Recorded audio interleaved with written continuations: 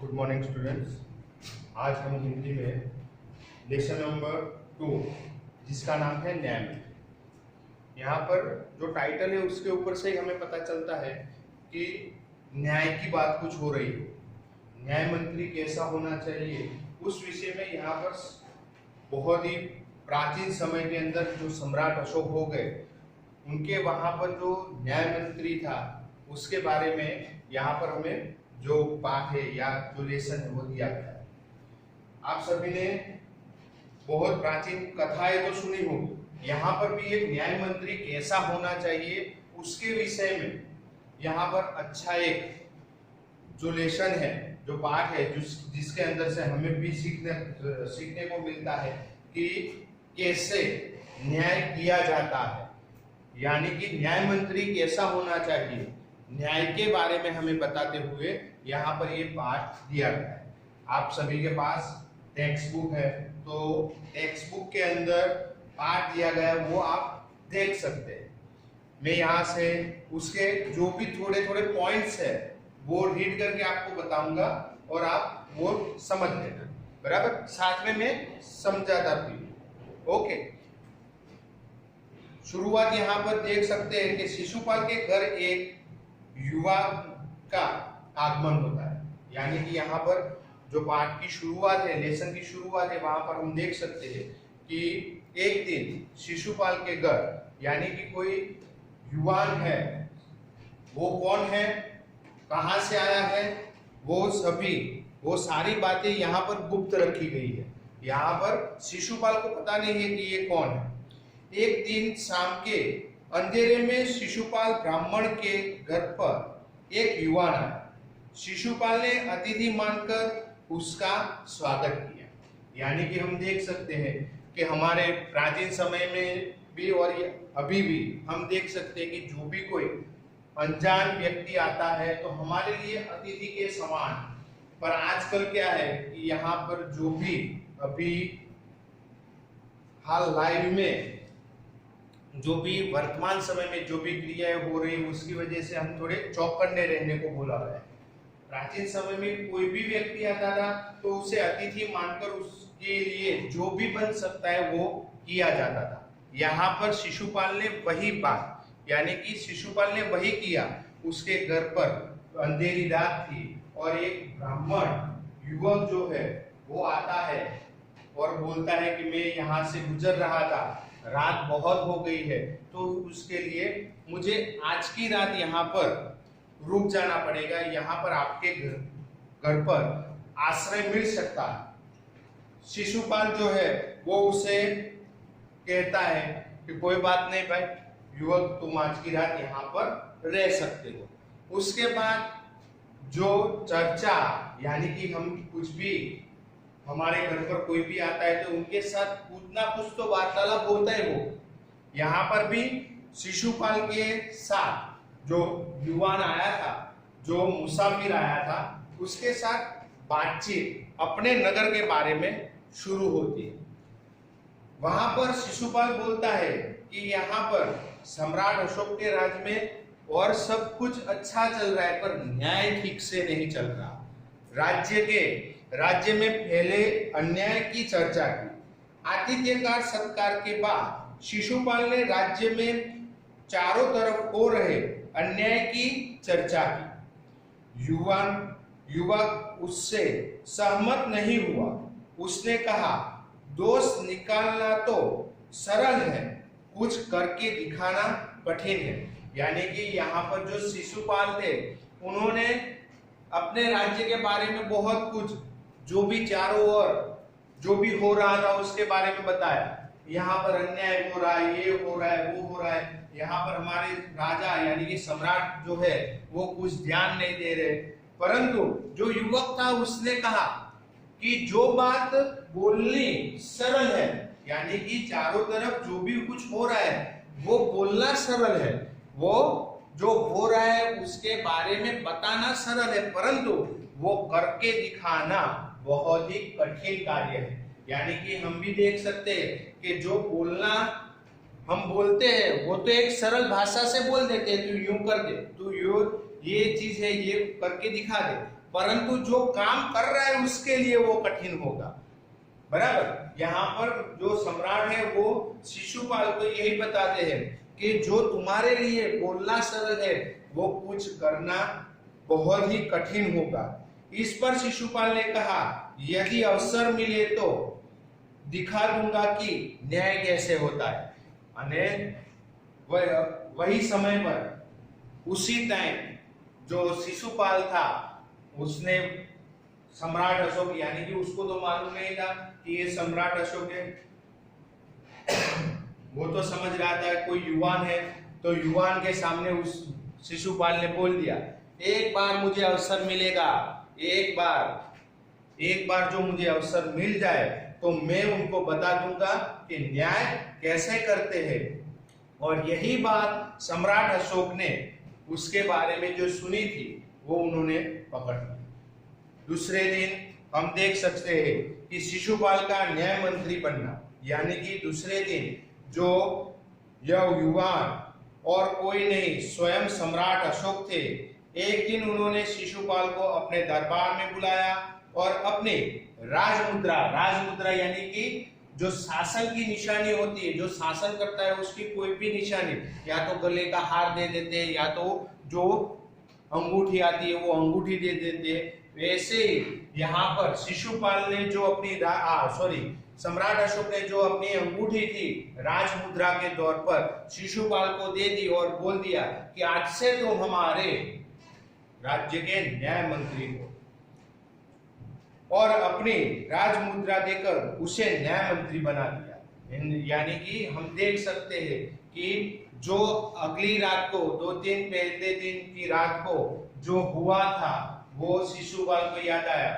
युवान कोई और नहीं, राजा सम्राट यानी कि सम्राट अशोक ही थे। उन्होंने जो राज दरबार था उसके अंदर घोषित कर दिया कि आज से शिशुपाल हमारा राज मंत्री है, यानी कि न्याय मंत्री है। वो हमारे राज्य का जो भी राजमंत्री, उनकी जो कमेटी होती है, कारोबार जो चलाते हैं, उसके अंदर न्याय का जो भी भार था वो शिशुपाल को दे दिया है। शिशुपाल को अवसर मिला।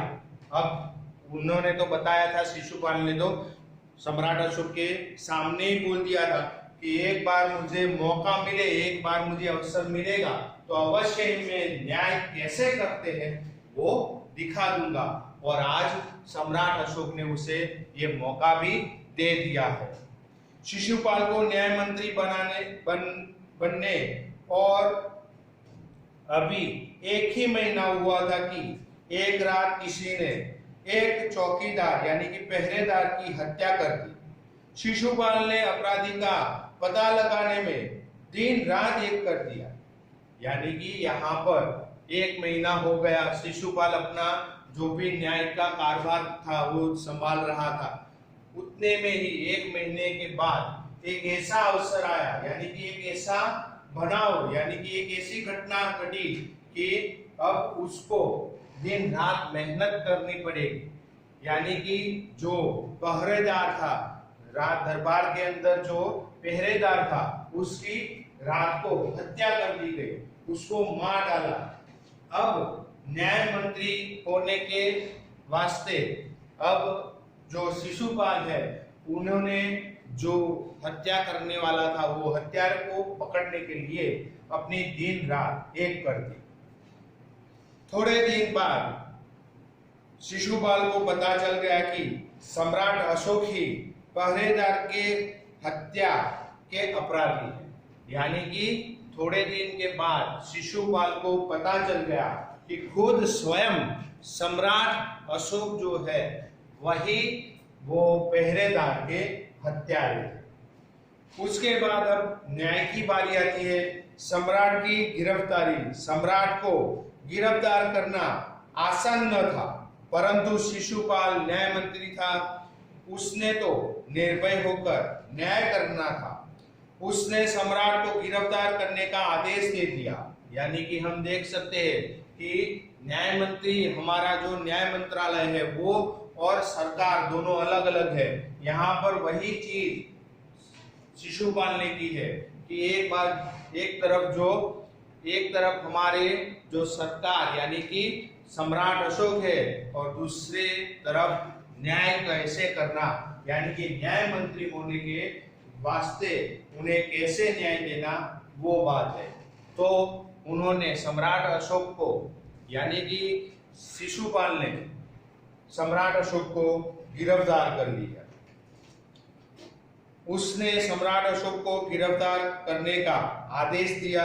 सिपाही ने सम्राट अशोक के हाथों में हथकड़ियां पहना दी यानी कि जंजीर हथकड़ी जो भी गुनहगार होता है, जिसने भी कोई गुनाह किया होता है, उसके हाथों में ये हथकड़ी यानी कि जंजीर डाली जाती है। तो वो हथकड़ी थी, वो हाथों में पहनाने के लिए वो हथकड़ी सम्राट अशोक के हाथों में डाल दी गई। बाद में देखते हैं कि यह तो सम्राट अशोक यानी कि सम्राट है, राजा है, वो प्रजा के पालन करता है, वो प्रजा का जो भी कारोबार है वो उनके सिर पर है। उसकी वजह से सोने की मूर्ति यानी कि सम्राट अशोक को शिशुपाल ने फांसी की सजा दी, परंतु सम्राट अशोक को बचाने के वास्ते न्याय के जो न्याय होता है उसके अंदर सम्राट है तो उनकी जगह पे सोने की मूर्ति जो होती है उसको आप अपराधी मानकर दंड दे सकते हैं। तो सम्राट अशोक की जगह पर उन्होंने शिशुपाल ने क्या किया, सम्राट अशोक की सोने की मूर्ति बनवाई और सम्राट अशोक की जगह पर सोने की मूर्ति को फांसी लगवा दी। सम्राट अपराधी हो तो थे, परंतु उन्हें साधारण अपराधी की तरह दंड नहीं दिया जा सकता। इसलिए शास्त्र की आज्ञा के अनुसार सम्राट की सोने की मूर्ति बनाकर उसे फांसी दी गई। यानी कि हम देख सकते हैं कि यहाँ पर शास्त्रों के अनुसार वो सामान्य अपराधी नहीं थे। सामान्य अपराधी जो भी होते हैं उनको जो भी सजा मिलती है वो स्वीकार करनी पड़ती है, पर शास्त्रों में लिखा हुआ है कोई ऐसा अपराधी यानी कि कोई जो सम्राट हो, महाराजा हो, उनके लिए शास्त्रों में लिखा गया है कि वो पूरी प्रजा का, जो प्रजा होती है, जो राज्य होता है, जो नगर होता है, उसके राजा होने के नाते उससे ऐसे ही सामान्य अपराधी की तरह सजा नहीं दी जा सकती। उसी वजह से शिशुपाल ने जो सजा दी थी यानी कि फांसी की सजा सुनाई थी और उसकी जगह पर उसने यानी कि सम्राट अशोक की जगह पर सोने की मूर्ति को फांसी देने का निर्देश दिया। न्याय मंत्री की जय जयकार। शिशुपाल के न्याय से लोग बहुत प्रसन्न हुए। सम्राट ने भी उसके न्याय की प्रशंसा की और हम देख सकते हैं कि ऐसे ही शिशुपाल को जो उसने एक रात बताया था, वो युवक जो आया था उसके घर पर अतिथि बनकर, उसको बताया था कि मुझे मौका मिलेगा तो मैं बता दूंगा कि न्याय कैसे करते हैं, मैं दिखा सकता हूँ कि न्याय कैसे करते हैं। तो उसने सम्राट अशोक को दिखा दिया और सम्राट अशोक की जो प्रजा थी उनको भी दिखा दिया कि न्याय मंत्री कैसा होना चाहिए और न्याय कैसे किया जा सकता है। वो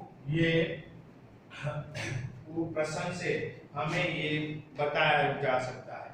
यानी कि हम देख सकते हैं कि यहाँ पर जो कहानी है वो कहानी में कहानियों की रोचकता, उसके अंदर दिया गया संदेश वो हमारे लिए बहुत ही खूबसूरत है। यहाँ हमें इस पाठ से यानी कि इस जो स्टोरी है न्याय मंत्री, उससे हमें बहुत ही अच्छा निर्देश मिलता है कि जो काम हमारा होता है उसे निष्ठा पूर्वक, ईमानदारी पूर्वक हमें करना चाहिए। कभी भी उस काम के अंदर हमें जो कमजोरी है, हमारी जो काम करने की परिस्थिति है, वो परिस्थिति के अनुसार हमें काम करना चाहिए। लेसन हमारा यहाँ पर यानी कि पाठ नंबर 2 जो है वो खत्म होता है। हम जैसे